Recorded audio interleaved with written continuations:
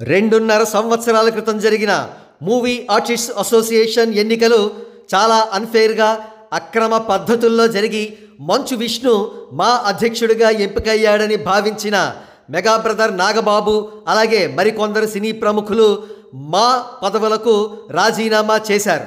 ఆనాడే మా స్థానంలో మరొక అసోసియేషన్ తీసుకువద్దామని నాగబాబు గారు భావించారు. కానీ పోన్లే పాపం చిన్న కుర్రోడు సరదా పడుతున్నాడని చెప్పేసి మంచు విష్ణుని క్షమించి వదిలేశారు. కట్ చేస్తే మా అధ్యక్షుడిగా మంచు విష్ణు పదవీకాలం గత సంవత్సరం సెప్టెంబర్లోనే ముగిసింది. అయినా కూడా రిజైన్ చేయకుండా నాటకాలు ఆడుతున్నాడని మూవీ ఆర్టిస్ట్స్ ఆరోపిస్తున్నారు. అది అలా ఉంచితే ఈ ఫోటోలో కనబడుతున్న అనామకులను చూశారు కదా, వీరు మా కార్యవర్గం అట. కానీ వీరి పేర్లు ఎవరికీ తెలియదు. ఎందుకంటే వీరెవరికి కూడా సినిమాలు లేక పని పాట లేకుండా అష్టాచమ్మ, గుడుగుడు గుంచం, వైకుంఠపాళి, గోలిక్కాయలాట వంటివి ఆడుతున్నారనేది ఫిల్మ్ నగర్ సోర్సెస్ మాట. ఇకపోతే ఈ కార్యవర్గం ఇటీవల అసోసియేట్ అయి ఒక విచిత్రమైన నిర్ణయం తీసుకుంది.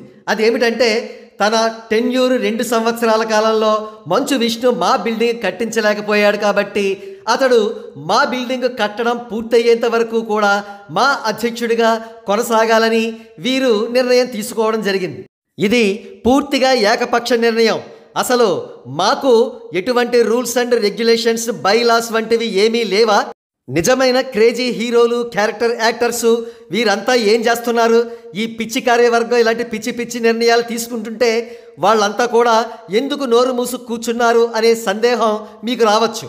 అయితే అంతర్గత సమాచారం వల్ల తెలుస్తోన్న విషయం ఏమిటంటే తెలంగాణలో లోక్సభ ఎలక్షన్స్, ఆంధ్రప్రదేశ్లో అసెంబ్లీ మరియు లోక్సభ ఎలక్షన్స్ జరగనున్న దృష్ట్యా మా సూపర్ క్రేజీ హీరోలు, కరిష్మాటిక్ యాక్టర్స్ ఉద్దేశపూర్వకంగా సైలెంట్గా ఉన్నారు.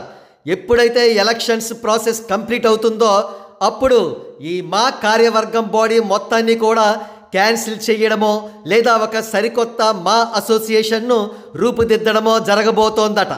అంటే కాస్త బ్రీఫ్గా, నాటుగా చెప్పాలంటే మంచు విష్ణును మా నుండి మెడపట్టి బయటికి గెంటివేయడం లాంటిదన్నమాట. ఈ చేదు అనుభవం జరగకుండా ఉండాలన్నా, సరికొత్త మా ఏర్పడకుండా ఉండాలన్నా, ప్రస్తుత మా పూర్తిగా నిర్వీర్యం కాకుండా ఉండాలన్నా మంచు విష్ణు మర్యాదగా తన పదవికి స్వచ్ఛందంగా రిజైన్ చేయడం మంచిది.